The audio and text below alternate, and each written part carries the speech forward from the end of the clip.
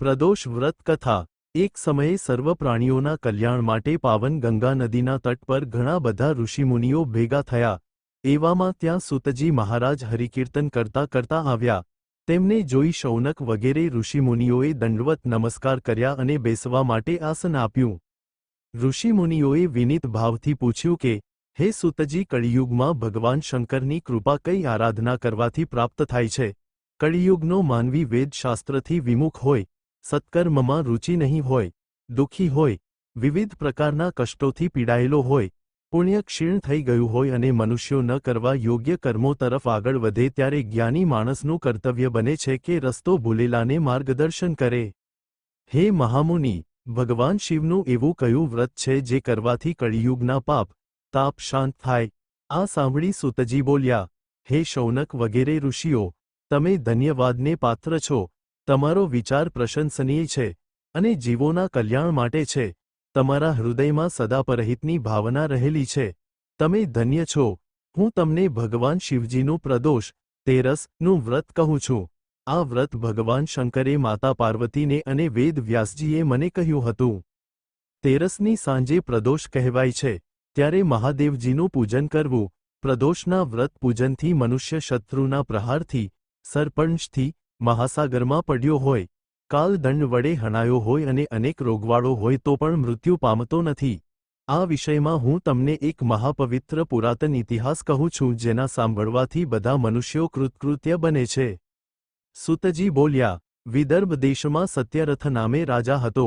તે બધા ધર્મોમાં પ્રીતિવાળો, ધીર, સુશીલ, સત્ય પ્રતિજ્ઞાવાળો હતો। એ ધર્મપૂર્વક ભૂમિનું પાલન કરતો હતો। આમ એ રાજાનો ઘણો સમય સુખપૂર્વક વ્યતીત થયો। સમય જતાં દુર્મર્ષણ વગેરે શાલ્વ રાજાઓ સત્યરથના શત્રુ બન્યા અને એના પર જય મેળવવાની ઈચ્છાથી શાલ્વોએ વિદર્ભ નગરીને ઘેરો ઘાલ્યો। આ જોઈ વિદર્ભ રાજ જલ્દીથી યુદ્ધ કરવા માટે બહાર આવ્યો અને યુદ્ધ કર્યું। ખૂબ દારૂણ યુદ્ધ કરતા વિશાળ સેનાવાળા શાલ્વો વડે તે ભૂમિ યુદ્ધમાં હણાયો। આ જોઈ મંત્રીઓ અને સૈનિકો યુદ્ધમાંથી ભાગી ગયા। યુદ્ધ બંધ થયું। નગરીમાં મહાન કોલાહલ વ્યાપી ગયો। વિદર્ભ રાજની પત્ની ખૂબ શોકમગ્ન થઈ। રાણી ગર્ભવતી હતી। તે પ્રયત્નપૂર્વક નગરીમાંથી બહાર નીકળી પશ્ચિમ દિશા તરફ નીકળી ગઈ। ઘણે દૂર ગયા પછી રાણીએ એક નિર્મળ સરોવર જોયું। સરોવરના તીરે એક છાનિયાવાળા વૃક્ષનો આશ્રય લીધો। દૈવયોગે તે નિર્જન વનમાં વૃક્ષ નીચે રાણીએ એક પુત્રને જન્મ આપ્યો। ખૂબ તરસથી પીડાયેલી તે રાણી પાણી પીવા સરોવરમાં ગઈ। સરોવરમાં મગર હતો। મગરે રાણીને પકડી લીધી। હવે પુત્રની કેવી દશા! જન્મતાવેંત માતા પિતા તેને છોડી ચાલ્યા ગયા। ભૂખ તરસથી પીડા પામતો તે બાળક સરોવરના તીરે મોટે મોટેથી રડવા લાગ્યો। સદભાગ્યે એક બ્રાહ્મણ સ્ત્રીએ તેના રુદનનો અવાજ સાંભળ્યો। તેણે 1 વર્ષના પોતાના બાળકને તેડ્યો હતો। પતિ વગરની નિર્ધન બ્રાહ્મણી ઘરે ઘરે ભીખ માંગતી હતી। તેનું નામ ઉમા હતું। બંધુ વગરની એક પુત્રવાળી તેણે રાજાના કુંવરને જોયો। નીચે પડેલા સૂર્યબિંબ સમાન, અનાથ, રુદન કરતા તે બાળકને જોઈ તે વિચાર કરવા લાગી, આ તો મહાન આશ્ચર્ય! આ બાળકનું નાળ હજુ છેદાયું નથી। તેની માતા ક્યાં ગઈ હશે? તેના પિતા પણ નથી, બીજું કોઈ નથી, કોઈ બંધુજન પણ નથી। આ અનાથ બાળક એકલો ભૂમિ પર પડેલો છે। તે વિચાર કરવા લાગી કે આ બાળક ચાંડાલનો છે કે શૂદ્રનો, વૈશ્યનો કે વિપ્રનો કે રાજાનો છે તે કેવી રીતે જણાય? આ બાળકને લઈને તે મારો ઔરસપુત્ર હોય તેમ હું તેનું પાલન પોષણ કરું, પણ તેનું કુળ ન જાણતી હોવાથી હું કેવી રીતે તેનો સ્પર્શ કરું? બ્રાહ્મણ સ્ત્રી આમ વિચાર કરતી હતી ત્યાં તો સાક્ષાત શિવ જેવો કોઈ એક ભિક્ષુ ત્યાં આવ્યો અને કહ્યું કે, હે બ્રાહ્મણ સ્ત્રી, ખેદ ન કર, હૃદયમાં સંશય ન કરીશ, તું આ બાળકનું રક્ષણ કર। આનાથી તને થોડા જ સમયમાં પરમશ્રેયની પ્રાપ્તિ થશે। એમ કહી ભિક્ષુ ચાલ્યો ગયો। ભિક્ષુનું વચન સાંભળી બ્રાહ્મણ સ્ત્રી બાળકને લઈ પોતાના ઘરે ગઈ અને પોતાના પુત્રની જેમ જ રાજપુત્રનું પાલન પોષણ કરવા લાગી। પોતે ભિક્ષા લાવી બંને છોકરાને ઉછેરવા લાગી। બંને પુત્રો મોટા થયા। તેમને યજ્ઞોપવીત આપવામાં આવ્યું। બંને બાળકો નિયમમાં રહેતા હતા। માતાની સાથે ભિક્ષા માંગવા જતા હતા। એકવાર તે 2 બાળકો સાથે ભિક્ષા માંગતી માંગતી દેવાલયમાં ગઈ। દેવાલયમાં વૃદ્ધ મુનિઓ બેઠા હતા। બંને બાળકોને જોઈ શાંડિલ્ય મુનિ બોલ્યા, કર્મ કેવું બળવાન છે! આ બાળક બીજાની માતાનો આશરો લઈ ભિક્ષા વડે ગુજારો કરે છે। આ બ્રાહ્મણ સ્ત્રીને ઉત્તમ માતા તરીકે મેળવીને બ્રાહ્મણ પુત્ર સાથે બ્રાહ્મણ ભાવનો આશ્રય કરીને રહ્યો છે. શાંડિલ્ય મુનિના તે વાક્યને સાંભળીને તેમને પ્રણામ કરી વિસ્મય પામેલી બ્રાહ્મણ સ્ત્રીએ સભાની વચ્ચે તેમને પૂછ્યું, હે મહામુનિ, એક ભિક્ષુના કહેવાથી હું આ બાળકને ઘરે લઈ આવી છું. તેનું કુળ હું જાણતી નથી. હું તેનું પુત્રની જેમ પાલન પોષણ કરું છું. હે મહામુનિ, એ કોના કુળમાં જન્મ્યો છે? એના માત પિતા કોણ છે? જ્ઞાનચક્ષુવાળા તમારી પાસેથી હું તે બધું જાણવા માંગુ છું. આ સાંભળી શાંડિલ્ય મુનિ બોલ્યા, તે વિદર્ભ રાજનો પુત્ર છે. તેના પિતા યુદ્ધમાં મૃત્યુ પામ્યા છે. તેની માતાને મગર ખેંચી ગયો છે વગેરે બધી વાત જણાવી. બ્રાહ્મણ સ્ત્રીએ મુનિને ફરી પૂછ્યું, તે રાજા બધા ભોગો છોડીને યુદ્ધમાં કેમ મૃત્યુ પામ્યો? હે મહામુનિ, આ બાળકને ગરીબાઈ કેમ આવી?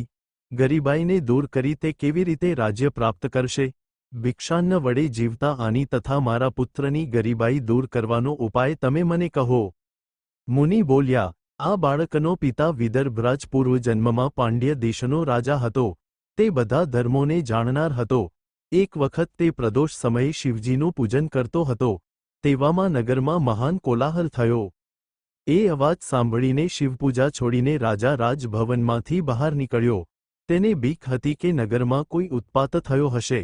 એટલામાં તેનો મહાબળવાન અમાત્ય શત્રુ સામંતને પકડીને રાજા પાસે લાવ્યો. રાજાએ શત્રુ સામંતને જોઈ ક્રોધપૂર્વક તેનો શિરચ્છેદ કરાવ્યો. શિવપૂજન છોડીને આવેલા રાજાએ પોતાનો નિયમ પૂરો કર્યા વિના ભોજન કરીને સૂઈ ગયો. બીજા જન્મમાં તે રાજા વિદર્ભરાજ બન્યો. શિવપૂજન પૂરું ન કર્યું તેથી શત્રુએ તેને ભોગોની અધવચ્ચે જ હણ્યો. પૂર્વજન્મનો તેનો પુત્ર આ જન્મમાં પણ તેનો પુત્ર બન્યો. શિવપૂજન પૂરું ન કરવાથી તે આ જન્મમાં ગરીબાઈને પામ્યો. તેની માતાએ પૂર્વજન્મમાં તેની શોક્યને છળથી મારી નાખી હતી. તે પાપના લીધે આ જન્મમાં મગરે તેને મારી નાખી. આમ મેં તને તેનો પૂર્વ ઇતિહાસ કહ્યો. શિવપૂજા ન કરેલા માણસો દરિદ્રતાને પ્રાપ્ત કરે છે. હું સત્ય કહું છું, આ સંસારમાં ઈશ્વરના ચરણકમળની સેવા જ સાર છે. જેઓ પ્રદોષ સમયે શિવજીનું પૂજન અર્ચન કરતા નથી, બીજાઓ વડે પૂજન અર્ચન કરાયેલા શિવને પ્રણામ કરતા નથી, જે મૂઢ લોકો કાન વડે તેમની કથાનું પાન કરતા નથી, તેઓ જન્મો જન્મ દરિદ્ર રહે છે. પ્રદોષ સમયે શિવપૂજા કરનારાઓ ધન, ધાન્ય, સ્ત્રી, પુત્ર, સૌભાગ્ય, સંપત્તિવાળા બને છે. કૈલાશ પર્વત પરના ભવનમાં માતા ગૌરીને સુવર્ણથી બનાવેલા રત્નપીઠ પર બિરાજમાન કરીને ભગવાન શંકર પ્રદોષ સમયે નૃત્ય કરવાની ઈચ્છા કરે છે. ત્યારે બધા દેવો ત્યાં શિવજી પાસે હાજર રહે છે. સરસ્વતી દેવી વીણા વગાડે છે. ઇન્દ્ર વેણુ વગાડે છે. બ્રહ્માજી તાલ આપે છે.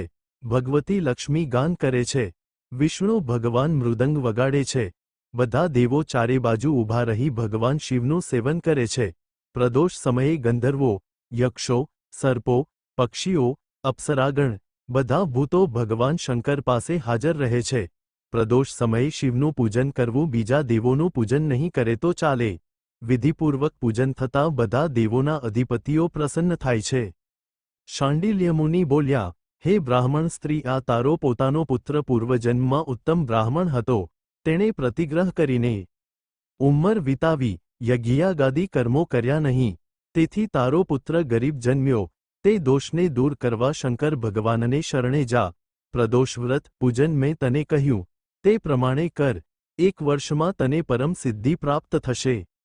મુનિનું વચન સાંભળી બંને બાળકો સાથે બ્રાહ્મણ સ્ત્રીએ નમસ્કાર કર્યા અને મુનિને કહ્યું, આ મારો શુચિવ્રત નામનો પુત્ર છે. આ રાજકુમારનું નામ મેં ધર્મગુપ્ત પાડ્યું છે. હે મહામુનિ, અમારો ઉદ્ધાર કરો. મુનિએ બંને કુમારોને શિવનું આરાધન કરવાની મંત્રવિદ્યાનો ઉપદેશ આપ્યો. ત્યારથી બંને કુમારો પ્રદોષ સમયે ભગવાન શંકરની પૂજા ભાવપૂર્વક કરવા લાગ્યા. પૂજા કરતા કરતા 4 મહિના વીતી ગયા. એક વખત શુચિવ્રત નદી પર સ્નાન કરવા ગયો. ત્યાં તેને કિનારાની માટીમાં ચળકતો કળશ દેખાયો. ત્યાં જઈ તેણે જોયું તો કળશમાં રત્નો, સોનામહોરો વગેરે હતા. તેણે દૈવકૃપાથી પ્રાપ્ત થયેલો માની કળશ માથે મૂકી ઘરે ગયો અને માને કહ્યું, આ ગિરજાપતિના પ્રસાદને જો. કરુણાત્મા ભગવાને આ કુંભ રૂપમાં મને ખજાનો બતાવ્યો છે. માતાએ રાજપુત્રને બોલાવી કળશનું ધન બંને ભાઈઓને સરખા હિસ્સે વહેંચી લેવાનું કહ્યું. આ સાંભળી શુચિવ્રત રાજી થયો, પરંતુ રાજપુત્રે ધન લેવાની ના પાડી. તેણે કહ્યું કે શુચિવ્રતને શિવકૃપાથી ધન પ્રાપ્ત થયું છે તો પોતે જ આ ધન ભોગવે. મને વિશ્વાસ છે કે ભગવાન શિવ મારા ઉપર પણ કૃપા કરશે. આ પ્રમાણે શિવની પૂજા વધારે આનંદપૂર્વક ચાલુ રાખતા તેમનું 1 વર્ષ પૂરું થયું. એક વખત બંને ભાઈઓ વનમાં વિહાર કરવા માટે ગયા. ત્યાં તેમણે ઘણી બધી ગંધર્વ કન્યાઓને ક્રીડા કરતી જોઈ. આ જોઈ શુચિવ્રતે આગળ જવાની ના પાડી, પણ રાજપુત્ર માન્યો નહીં. તેથી શુચિવ્રત તે સ્થાન પર બેસી ગયો. રાજપુત્ર સ્ત્રીઓના ટોળા પાસે ગયો. ત્યાં એક સુંદર સ્ત્રી રાજપુત્રને જોઈ મોહિત થઈ. સુંદરીએ પોતાની સખીને કહ્યું કે અહીંથી થોડે દૂર એક વન છે, ત્યાં નવા નવા પુષ્પો ખીલેલા છે. એ વનની શોભા ખૂબ જ સુંદર છે, તમે બધા ત્યાં જાવ. મારા પગ દુખે છે માટે હું અહીં બેઠી છું. આ સાંભળી બીજી બધી સખીઓ જતી રહી. આ બાજુ રાજપુત્ર પણ સુંદર સ્ત્રીને જોતો રહ્યો. યુવતી બોલી, તમે કોણ છો? કોના પુત્ર છો? શું નામ છે? રાજપુત્રએ કહ્યું, હું વિદર્ભ રાજાનો પુત્ર છું. મારું નામ ધર્મગુપ્ત છે. રાજપુત્ર બોલ્યો, તમે તમારો પરિચય આપો. યુવતી બોલી, હું દ્રવિક નામના ગંધર્વોના કુળનો અગ્રણી છે તેની પુત્રી છું. મારું નામ અંશુમતી છે. દૈવયોગે તમારું મન મારામાં અને મારું મન તમારામાં છે. વિધાતાએ તમારો અને મારો સંજોગ મેળવ્યો છે. અંશુમતીએ મોતીનો હાર રાજકુમારને પહેરાવ્યો. રાજકુમારે હાર સ્વીકાર કર્યો અને કહ્યું કે હું નિર્ધન છું અને પોતાની બનેલી બધી હકીકત કહી. આ સાંભળી ગંધર્વ કન્યા બોલી, વિધાતાને જે મંજૂર હશે તે થશે. હવે તમે તમારા ઘરે જાવ અને પરમ દિવસે સવારે અહીં જ પાછા મળજો. તે સંકેત મિથ્યા ન થાય તે જોજો. આટલું કહી ગંધર્વ કન્યા સખીઓને મળી ઘરે ગઈ. આ બાજુ રાજકુમારે શુચિવ્રતને બધી વાત કહી. ત્રીજા દિવસે સવારે રાજકુમાર અને શુચિવ્રત વનમાં ગયા. ત્યાં તેણે પોતાની પુત્રી સાથે ગંધર્વરાજને જોયો. ગંધર્વરાજે બંને કુમારોનો સત્કાર કર્યો. પછી ગંધર્વ બોલ્યો કે હે રાજપુત્ર, ગઈકાલે હું કૈલાશ પર ગયો હતો. ત્યાં મેં શિવપાર્વતીના દર્શન કર્યા.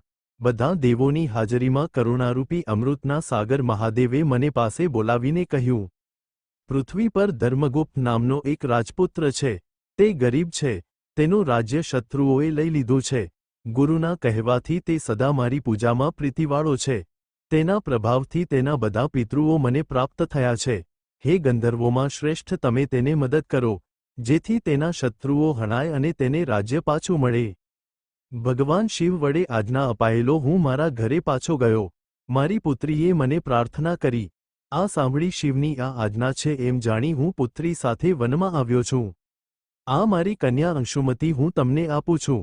ગંધર્વરાજે વનમાં પોતાની કન્યાનું તેની સાથે પાણીગ્રહણ સંસ્કાર કરાવ્યું અને અનેક પ્રકારના ધન, ચતુરંગી સેનાથી ગંધર્વોનું ઉગ્ર સૈન્ય આપ્યું અને ગંધર્વોનો અધિપતિ વિમાનમાં બેસી સ્વર્ગમાં ગયો. આ બાજુ ધર્મગુપ્તે ગંધર્વોની સેનાની મદદથી પોતાના નગરમાં શત્રુઓનો નાશ કર્યો. સચિવોએ તથા ઉત્તમ બ્રાહ્મણોએ તેનો રાજ્યાભિષેક કર્યો. જે બ્રાહ્મણની સ્ત્રીએ તેનું પુત્રની જેમ પાલન પોષણ કર્યું હતું, તે રાજમાતા બની. બ્રાહ્મણ પુત્ર ભાઈ બન્યો. ગંધર્વ કન્યા પત્ની બની. આમ ભગવાન શંકરની આરાધનાથી ધર્મગુપ્ત વિદર્ભનો રાજા બન્યો. આ પ્રમાણે પ્રદોષ સમયે ભગવાન શિવની આરાધના કરનાર ઇચ્છિત કામનાઓ મેળવીને અંતે પરમગતિને પામે છે. સૂતજી બોલ્યા, પ્રદોષ સમયે ભગવાન શિવનું આરાધન પવિત્ર મહાવ્રત છે. ધર્મ, અર્થ, કામ અને મોક્ષનું એ પરમ સાધન છે. આ પરમ પવિત્ર અદ્ભુત મહાત્મ્યને સાંભળનાર, પ્રદોષ સમયે શિવપૂજા થઈ ગયા પછી એકાગ્રચિત્તથી સંભળાવનાર સેંકડો જન્મોમાં પણ ગરીબ રહેતો નથી.